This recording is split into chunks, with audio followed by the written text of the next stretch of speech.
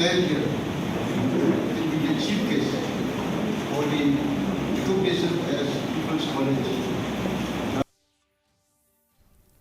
To address the growing issue of illegal drug smuggling in Bhoi, a key gateway to Meghalaya, the Bhoi police, through the Anti-Narcotic Task Force, is taking proactive measures. The police will engage with all Dorbar Shnong in Bhoi and activate the village defense parties to work collaboratively in combating drug smugglings. In a statement to DD News Meghalaya, Additional Superintendent of Police Banrap Langjarwa emphasized that the Bhoi police, in coordination with all local police stations, remain vigilant in their effort against drug smuggling.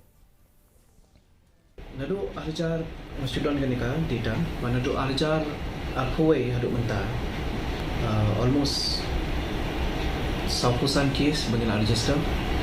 Nang ta ke ganja ke belakem dulu poi kumba 2,000 kg duna ke heroin dulu kumba 100 kg.